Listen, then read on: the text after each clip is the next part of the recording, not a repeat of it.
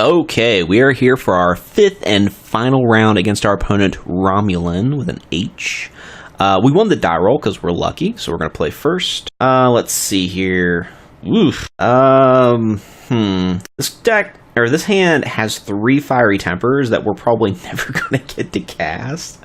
It's also a 1-lander, and we have like 2 enable spells. Like, there's nothing that we get to do on turn 1, basically. So I think we're going to mulligan this hand. This hand's not great. It's got 3 lands. It does have a Bloodghast, a Hollow One on a Lightning Bolt. We're kind of an enabler away from this being an okay hand, so we're going to go ahead and keep. We get a Burning Inquiry on top, so we will keep it. We're going to play our Blood Crypt tap and pass to our opponent. Let's see what he's playing. Opponent plays a Cavern of Souls, naming Elf. So we're playing against Elf Grenade, or Elves, or whatever the current modern name for it is. Opponent has a Llanowar Elf. We get our Burning Inquiry. We're going to not play our land first, because we want to try to maximize our chances of keeping this Hollow One. Swear to God, I'm going to do this all the way until the video's over. We put our Bloodghast in the graveyard, and we get another Hollow One. So, yeah. Yeah, no, that was pretty lucky. And we get to play our land. Ooh, and we get our Bloodghast back. Yes. And we're going to cast all sorts of spells. We're going to Lightning Bolt his Llanowar Elf. That was an awesome turn. That was fun. That's what Magic is all about, ladies and gentlemen. Let's see what you got, buddy. What you casting? He's playing Elves. He could legitimately just spit out an entire line of Elves right now. So that was me cackling potentially for no reason. He's got an Elvish Mystic and passing the turn. We get another Burning Inquiry. I guess we attack with all these guys. Probably should have Faithless Looted first because we could have gotten a Flame Wake Phoenix for maximum value. Let's see if we would have. Let's go ahead and Faithless Looting. Let's see. We got a Burning Inquiry and a Lightning Bolt to the graveyard because we're going to cast this here Gurmag Angler because, you know, that's what we do. 3, 4, 5, 6. As you do. Casual turn 3. What's that? 8, 13, 15. Casual 15 damage potential on turn 3. And it's got Azuri. That's good. Azuri's good. Zuri lets you regenerate your elves, and he's got a Heritage Druid when it passes. We get a Flame Wake Phoenix that's going to unfortunately rot in our hand for now. So we'll just attack with all these guys. He can block and then regenerate. He can't regenerate Azuri, though. He can only regenerate other elves. He's going to take 6. That puts him at 2. All right, so he's at 2. I'm basically... I need to draw a land here to get my Flame Wake Phoenix on the table. Because otherwise he's going to be able to just spit out a ton of elves and keep me from attacking with all of these creatures. The Flame Wake Phoenix being able to get across in the air is pretty vital here. He could also potentially just cast a million creatures here and then pump up Azuri and then attack me and then die. I could die, so that's how Elves work. Elves is a deck that can just randomly do everything all at once, but he is down to his last card, so I don't see that happening. So... hopefully I just draw the land. Basically a land or a Lightning Bolt at this point is fine. Faithless Looting is another good draw. So I've got a couple of outs here. I've got a couple of ways to win this turn. Opponent's thinking about attacking with Azuri. Opponent's going to attack with multiple creatures. Still thinking about it. Decides against it. I think that's the smart play. I don't think he has the opportunity to attack there. We get a Faithless Looting, so that's perfect. So we will Faithless Looting, which are Flame Wake Phoenix and let's say Wooded Foothills. Or Wooded Foothills. Or sorry, or Bloodstained Mire. And it's got something that he's doing. Looks like his last card could be Collected Company. Or could be a Court of Calling as well, I guess. Opponent did not have anything, so or he didn't have anything that was going to affect the fight there. So Flame Wake Phoenix, flying, definitely worth its salt. Unfortunately, we don't have a lot of stuff to beat Elves with. What we just need to do is get out of the gate faster than him. We could bring in Inquisitions. We could bring in more removal, like Lightning Axes. He's likely to have some sort of graveyard hate, but I don't think that's where we really want to be fighting him. Big Game Hunter, not going to hit anything. Lightning Axes, kind of unnecessary. Flame Wake Phoenix was the all-star that last game, though. I think we get rid of a Call of the Netherworld, and we put in an Inquisition. He's likely to have Graveyard Hate, which means this is going to be a weaker spell to have. And Inquisition could potentially get, one of the big cards out of his hand, like Court of Calling or something like that. So I think we're just going to go like that. All right, this is very potentially another turn 1 Hollow 1 hand. So I think we'll keep, even though it is a 1-lander. So we will keep. Opponent is mulligan to 6, deciding if he wants to mulligan to 5. Elves is not a deck that mulligans well, unfortunately. Opponent's got an Overgrown Tomb or a Llanowar Elf. Might mean that he is a little short on lands, because you would typically play a Forest here if you had it. All right, so we got double Street Wraith. If we have a Faithless Looting, we would want to play that over the Burning Inquiry. So we're going to go ahead and cycle our Street Wraiths first. We get a Mountain. Yeah, I think we'll play the Mountain. We'll go ahead and Burning Inquiry. Hopefully we get to keep our Hollow 1. Put a Faithless Looting in the graveyard. We also put our Gurmag Angler, unfortunately. We did not put our Flamewake Phoenix or our Bloodghast in the graveyard. And theoretically, we may have just drawn him into a land. He discarded an Ezuri, a Elvish Mystic, and an Elvish Visionary. Opponent has a Heritage Druid and a Cavernous Souls. So he's going to get to empty his hand, probably. Another Heritage Druid. So not a Nettle Sentinel, which is the real big combo here. Oh, of course he has a Nettle Sentinel, too. My mistake.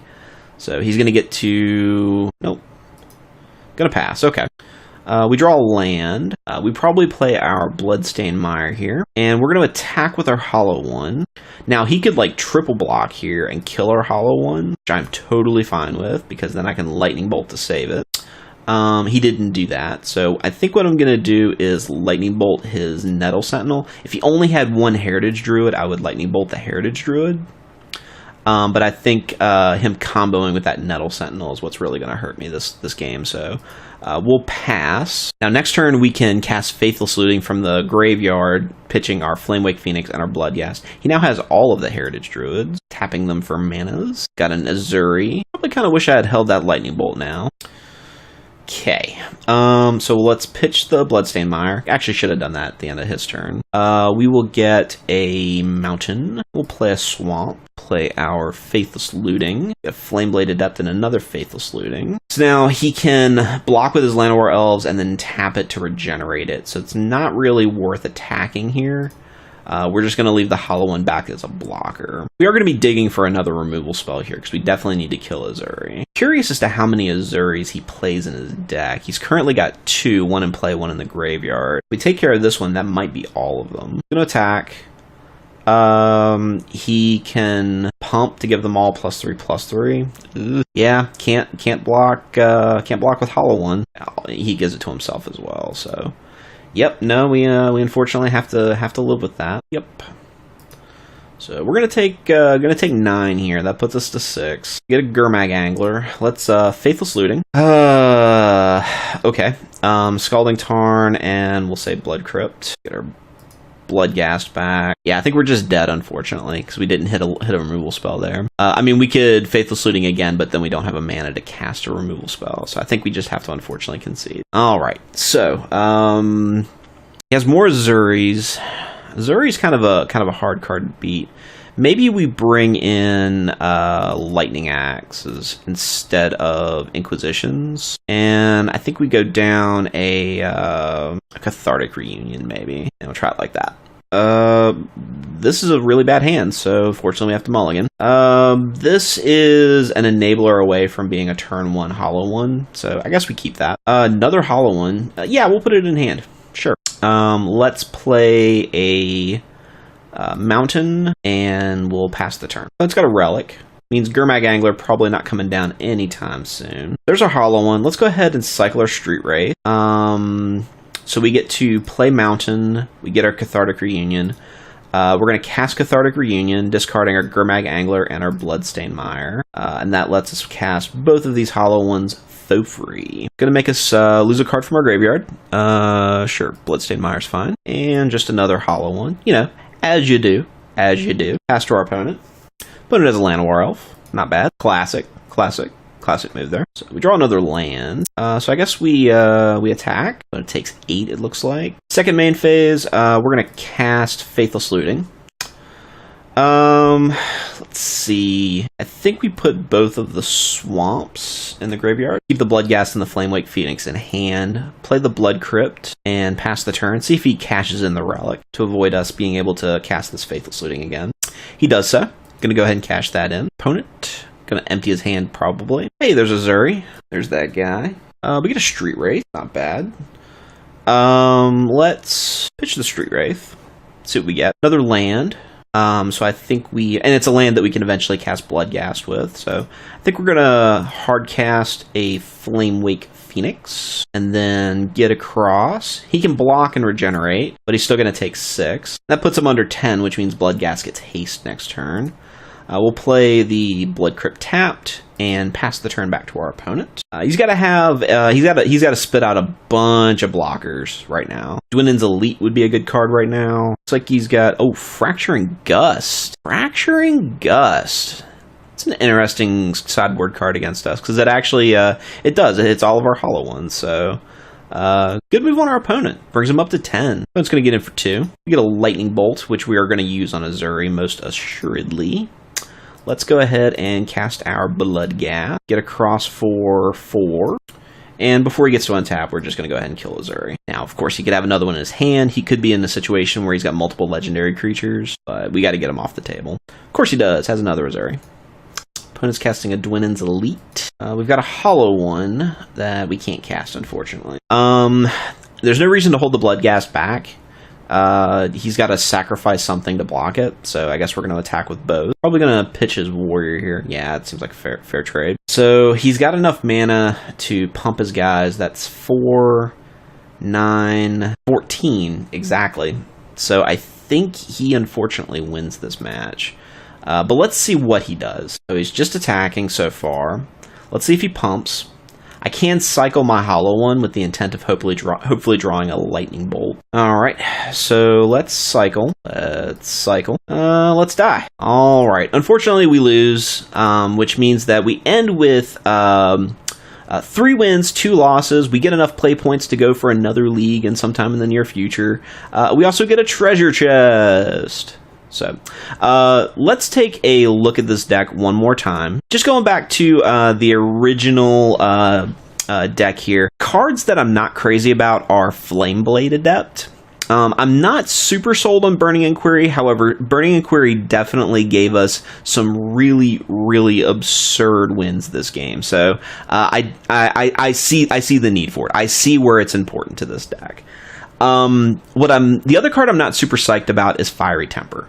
I like Fiery Temper maybe as a 1 of or a 2 of because you can occasionally discard it and get some value out of it. But having it as a 3 of, it's supposed to be 4 extra copies of Lightning Bolt, and I don't think you need 4 extra copies of Lightning Bolt. A lot of times, especially early in the game, you're pitching it and not being able to cast it because you don't have the available mana. So cards I'm not super psyched about are Flameblade Adept and Fiery Temper. Now, cards that I would be interested in playing in this deck, and I haven't seen a version of this deck yet, is Death's Shadow. So Flameblade Adept is a cool 1-drop that can attack early, but Death's Shadow is a card that has already proven itself to be 100% competitive in Modern. And you're already running a deck that runs a full play set of Street Wraiths and can very easily run a full play set of, say, Thought Seizes. Plus you have all of these fetch lands and all of these shock lands. You basically have the skeleton of Death's Shadow already. You can even use Call to the Netherworld to get one back. Maybe you don't play the full play set, but this deck does do a lot of damage to itself, and it would be nice to have a creature like Death's Shadow to be kind of that payoff for losing all of that life. But that's maybe a deck for another day. I like this deck. I did well with it. This is probably the first league I did really, really well with this deck. So I am excited to play it. I'm going to keep playing it again in the future. Maybe we'll see another video. But thanks for watching. If you enjoyed this video, please give me a thumbs up. And if you'd like to see more videos in the future, please subscribe to Legit Games on YouTube. See ya.